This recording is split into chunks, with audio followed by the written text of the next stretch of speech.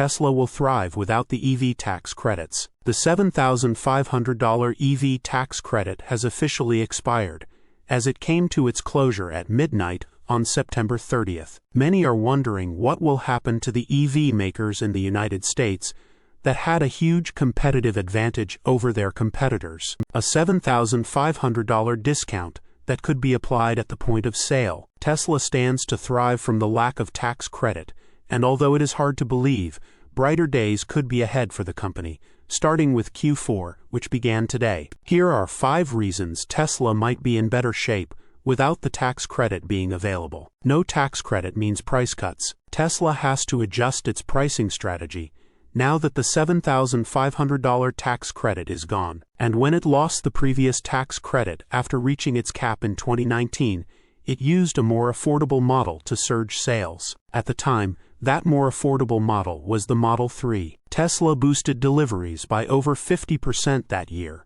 without any tax credit, by simply offering a cheaper model. The credit, in a way, distorts the market, and companies, while attempting to innovate, are able to offer the discount with the help of the government. Tesla price cuts push EV market toward affordability with broader influence. Companies will now have to weigh what they can discount their vehicles by to keep profits reasonable, but also stoke demand. Ultimately, Tesla has the ability to use manufacturing and technological efficiencies to increase affordability. It has more control to fluctuate pricing, and price cuts could be on the way. The playing field becomes fairer. Companies like Ford and General Motors have also reaped the benefits of the tax credit, but their situation is much different than Tesla's. Ford and GM are not profitable on their EV projects, so the EV tax credit has been relied upon to mask high production costs and dealer markups, which have widely impacted their demand. Ford is among the more popular brands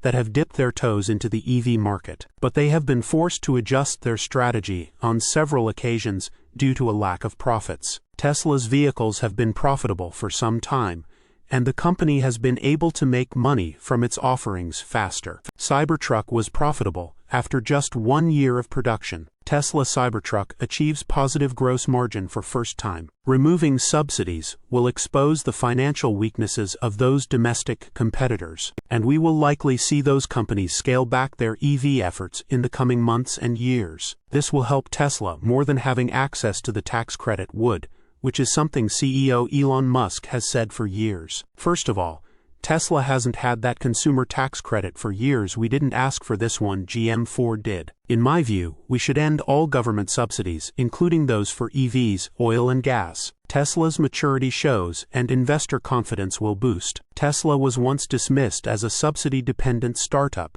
but that narrative truly died years ago, as it continued to perform well against competitors, even after losing the tax credit. Musk has said himself that the cancellation of these subsidies will only help Tesla, as it will highlight the company's ability to be self-sufficient. Elon Musk reiterates call for all subsidies on all industries to be removed. Using things like manufacturing efficiencies and vertical integration, Tesla has been less dependent than others on help to build its cars. If anything, investors will likely see the next few months as a make-or-break period for companies building EVs. Subsidies sometimes can inhibit true innovation. Some companies can tend to become complacent when government subsidies are offered on their products. Instead of making things better and trying to find new ways to make cars more affordable, some can lean on the help they're getting. After subsidies ended for Tesla in 2019, the company achieved 2 major breakthroughs. The Cybertruck and its energy storage projects scaled to gigawatt hours. The argument is